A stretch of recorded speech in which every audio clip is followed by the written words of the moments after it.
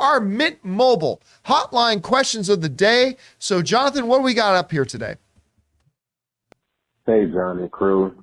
I was just wondering, with all the spoilers and stuff coming from the MCU, I think Marvel's big enough to just drop a movie without putting out any marketing.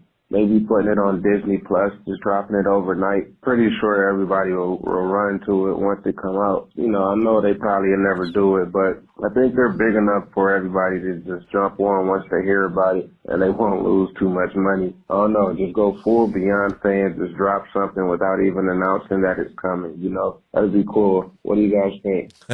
All right, thanks a lot for saying this. It's funny because this is a conversation that actually comes up every once in a while, particularly when a big MCU movie is coming along. Black Panther, we've got coming along. And I know, Rob, this is a conversation you and I have had a couple of times over the years. Basically, the premise is kind of this. Do you even need to have any kind of a marketing campaign for an MCU show or an MCU movie? Do you need to do that? Because the MCU spends a lot of money on marketing their movies. Didn't they say like Endgame came in around $200 million that they just spent on the marketing? I think that's the most expensive marketing campaign ever, but it was like around $200 million. Most films will, roll out. Sometimes marketing budgets are more than the production budgets of some movies, whether they'll spend somewhere in the neighborhood of, 30, 40, 50. A small one will still be in the $10 to $20 million range. So the question that comes up often is, do they even need to bother putting these things out? Especially since some people believe they just want to go in clean. They just want to go in completely clean. They don't want to see clips. They don't want to know any things that happen in the thing. They just want to go in clean. So maybe they do this. All right.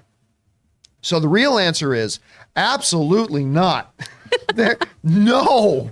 There's this belief, and my friend, you are not the only one to believe this, but this belief that, Marvel is so big, they don't need to have a marketing campaign. Sure, if they want their movies to miss out on $300 to $400 million at the box office, you can do that. But the reality is that while Marvel doesn't need to market Black Panther to somebody like me or Rob or Chris or probably some of you guys watching, the reality is we represent 15 to 20% of the people that go to the movies. And people get made excited by the movies by the trailers and the marketing and getting that in front of people. And I understand we live in certain social circles, and everybody in my social circle would totally go. That means everybody would. I mean, that's the thing, right? We have these visors on we believe the world looks at things the way our immediate circles do. I mean, we're all like that about everything. We all are. But yeah, in our circles, maybe we don't need marketing. They need the marketing because believe me, Disney would love to not spend $130 million to promote Black Panther 2 and just keep that in their coffers.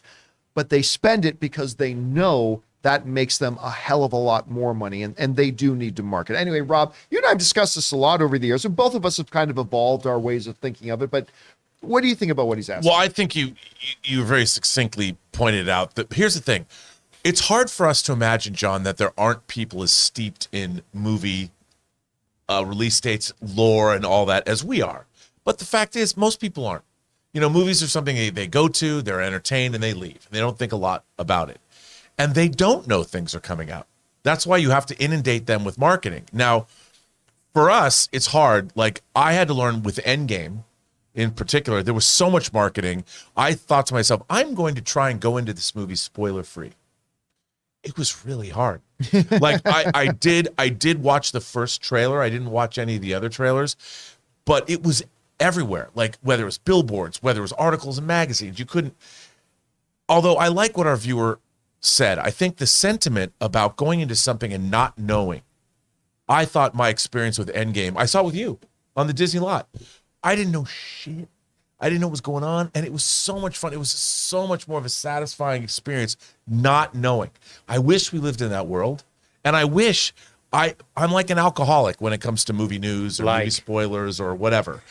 Give it to me. I can't get enough. Thanks. Sober October, buddy. Sober October. We're teetotaling. Jokes. Yeah. It is. But you know what I mean? Why we're so annoyed by everything this month. I mean, I know, right? But you can't stay away, but I wish I could. But but you and I also talk a lot about that. You and I also are not the people that Marvel needs to talk into coming to the movie. I mean, because you and I are going regardless. We're going, but when you spend $350 million on a movie, you need to tell the entire world, come please see come pay for our product. And by the way, it's not a coincidence that the movie with the biggest marketing spend in history is also, other than Avatar, the biggest box office movie in history. It's not coincidental. Anyway, Chris, it's a really valid point that our viewer brings up. We've heard it brought up by a lot of people. Do you think Marvel could maybe take, say, we're going to go 2 years where we're not going to market any of our projects? Is that something you think they could do or would do? I mean, if Marvel wants to be Netflix, sure.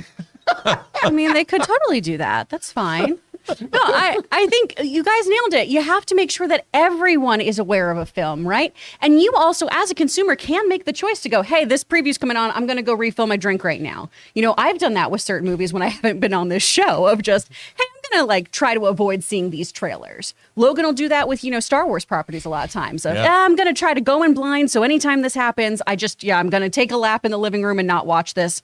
Don't tell me about this show. And you can do that. I think you have to make sure that you're appealing to mass audiences, though, too, because, everyone has different interests and people aren't as steeped in this. Not all comics, as much as we want to think, are part of the zeitgeist. So this is what makes them those water cooler types discussions, because you talk about the trailer, you learn about a new comic, you get interested in these things, and then you go see the movie. You know what, John? If my mom, like 2 or 3 weeks after a movie's out, my mom's like, I hear there's a new big superhero movie in the theaters. To me, I'm like, that movie was marketed well. Yeah, but let's see. My mom knows about it. Yeah, but that's my mom too, right? It's like, so there's a difference. We need to understand there's two separate topics, because there's the topic is a lot of people will confuse them. That the idea of going in clean versus a studio's need to market. It's like, that's fine that we can make individual choices. It may be great for me not to go in clean, but we also must acknowledge that the market must do it. And you know what? It can change perceptions, because while a lot of people were still looking forward to Wakanda Forever, there was a bit of a veil hanging over it prior to the first trailer, because it's like doesn't have its lead star, it doesn't have its lead character. Everybody's still, this is the first Black Panther after the passing of Chadwick Boseman, blah blah blah. But when that first trailer dropped, it changed. I mean, all of a sudden now, Wakanda Forever went from, well, it's going to be really interesting to see what they do with the Black Panther without Chadwick. It went from that to, we must watch Wakanda Forever. Yeah. It changed everything. It changed the outlook of it. It changed the tone of the discussions around it. It did all that, and that's what marketing does. Anyway, guys, question is for you. Probably a lot of you maybe have the same sentiment, that maybe you think Marvel could just try dropping a movie without ever spending money on marketing it. It might actually be an interesting experiment.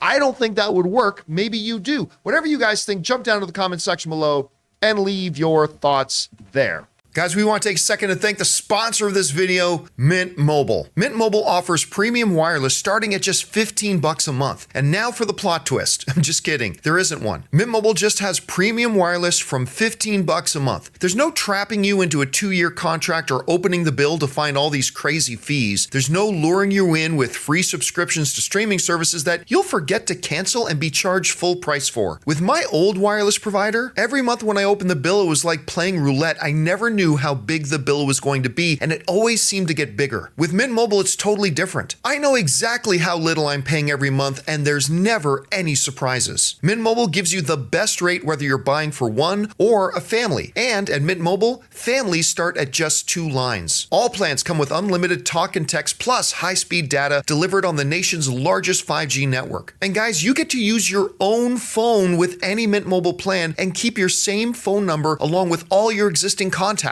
So transferring over couldn't be easier. So to get premium wireless from just $15 a month and no unexpected plot twists, go to mintmobile.com/Campea. That's mintmobile.com/Campea. You'll make your wallet very happy at mintmobile.com/Campea.